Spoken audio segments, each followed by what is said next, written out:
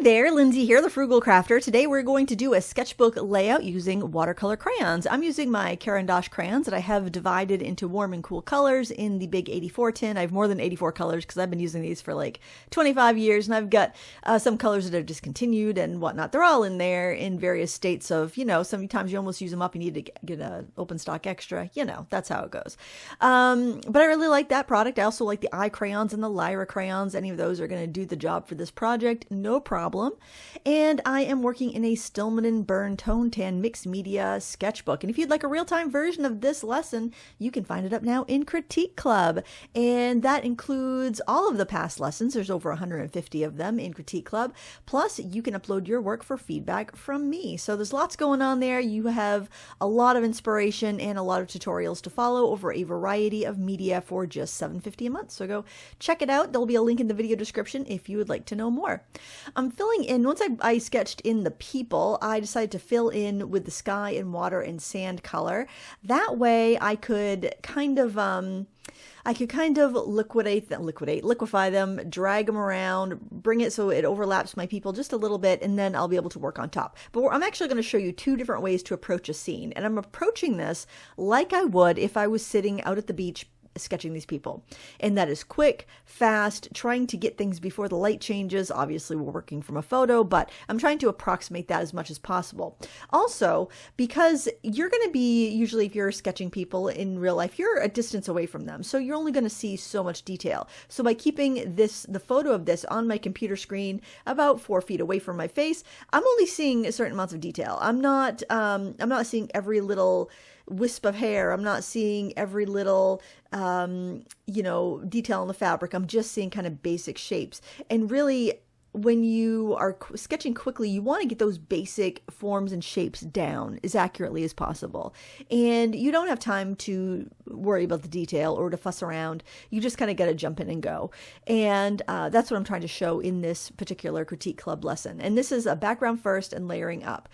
When I do the other side of the layout, you're going to see I go in a different approach. I like this approach better, and I find I'm a little faster at this. So get the basic sketch in, fill in the background, and then layer up over it. But we're all different, right? We're all going to approach things differently, and I believe that's where our personal style comes from. And I don't think there's any right way or wrong way to do it. It's does the way you're doing it achieve what you want to achieve? So one thing that I'm really trying to get when I'm out painting in real life is I'm trying to get the light. So by going and getting those really bright highlights, the brightest highlights, the brightest colors in this whole composition are the highlight on the hat, the white hat or the tan hat, the highlight on the sneaker, the highlight on the chairs. And that's pretty much, those are those areas that I really want to make sure that I have those highlights on, because that's going to help give the subject volume. It's going to help give it a presence there. These nice highlights, these bright white highlights on the fuchsia colored, I don't know, it's a towel around your shoulders or a sweatshirt or what. I want to get those in there.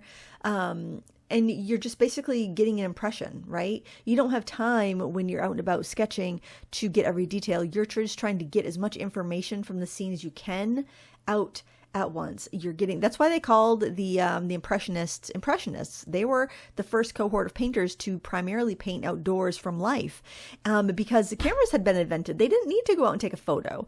They could go out and capture the impression.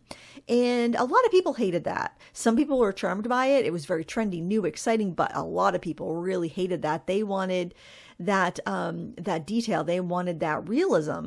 But it's natural that that's what happened in the art movement, that artists wanted to do something different. They didn't want to just do what a camera could do. What's the point of that? A camera can do it easier. And I think that's something that we're running into now with AI. A lot of artists are really freaking out about it, but I say now is the time to really lean into capturing what you want to capture, capturing from life especially, because AI can only reproduce things that it's been trained on and that it's been fed. A lot of times you're going to have problems with anatomy, you're going to have problems with lighting, because it's just being trained on all of these different subjects with no context on how to, I'm sure it'll get there. It'll get there. But like if I would say if I asked AI to make me a picture of 4 women sitting in chairs looking at the beach, it might do a pretty good job, but it's also going to be pulling from all different things. It may have the chairs of totally different styles. It may have the chairs in totally different perspectives. It may have the people under totally different lighting situations. It's not going to understand the nuance and context that we get when we go out and we observe. This 2-page spread only took an hour to sketch, which is pretty quick for me, honestly. And that's more time than you'd really have in real life. But the people itself, I had them sketched in a minute or so because I knew they could move. The key when you're sketching from life, I think, is to get the basic shape as much as you can and try to remember, really observe so you'll remember it. So you can, if they pick up and leave, you can still grab as much information from your brain and put it down on the paper as you can. I absolutely love this side of the layout. For me, it's fresh, it's fun. I really liked it. And I decided to do a 2-page spread just because I had 2 pages there, and there was another reference photo that looked like it was just taken down the path a little bit, down the beach a little bit from these people. So I thought it would be a fun 2-page spread, and I could use the information I know about the light in this scene to carry it around and extend the image with the other photo I had, even though they're not exactly from the same angle, not exactly lined up perfectly on the beach, but I knew that I could approximate it. Now, one thing that didn't occur to me just with this on my computer screen at a distance, not very big, was that it didn't occur to me that those chairs are actually facing, there's 2 rows of chairs. There's a row of chair facing the photographer. You can see it really now a lot better when I make it larger. And then there's the chairs these people are sitting in.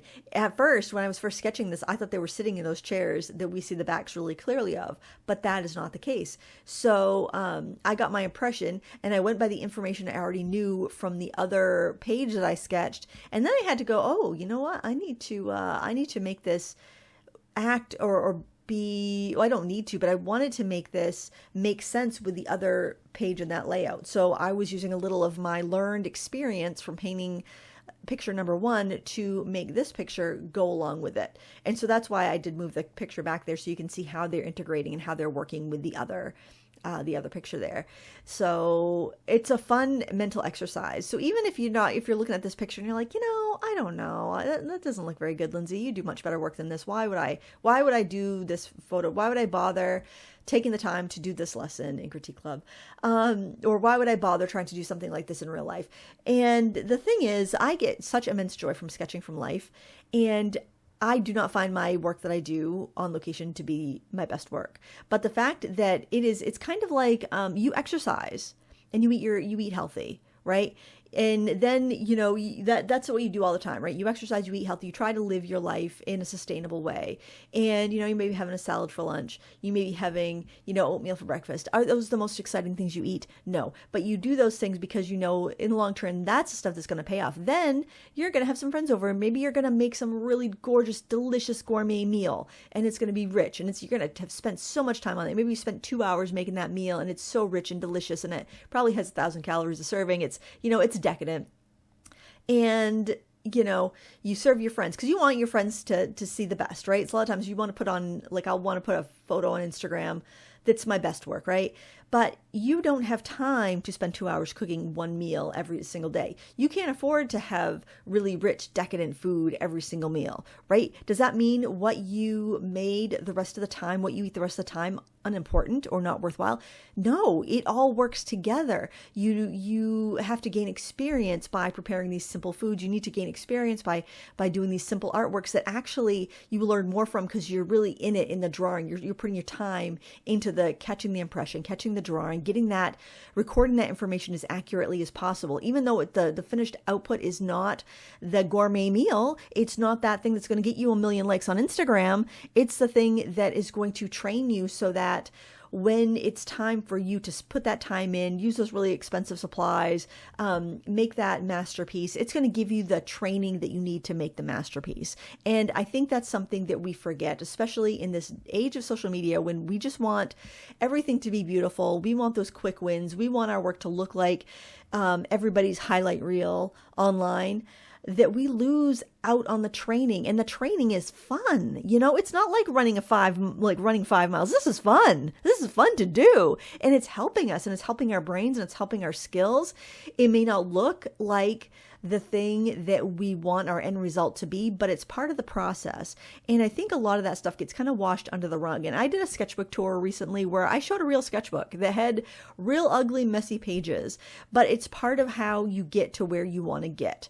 If you're only looking at the pretty pages online on social media, which are fun to look at. I love looking at other people's art online.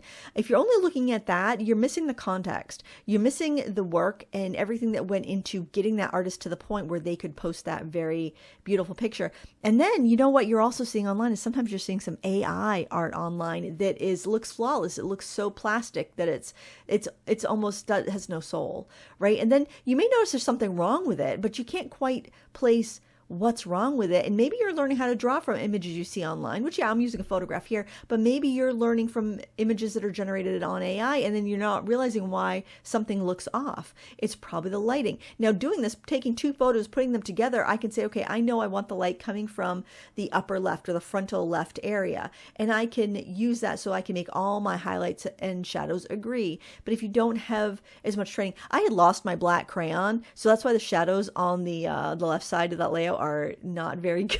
I'm like, where's that black crayon go? I found it when I was cleaning up, but anyways, there's the finished piece. It's worth it to put in the time to learn how to draw and to experiment and sketch, and I hope you do that. And if you're interested in Critique Club, I'll leave a link in the video description. Check it out, and I'd love to have you there. We'd all love to have you there in the group. Anyway, thank you so much for watching. I hope you enjoyed this. Until next time, happy crafting. Bye!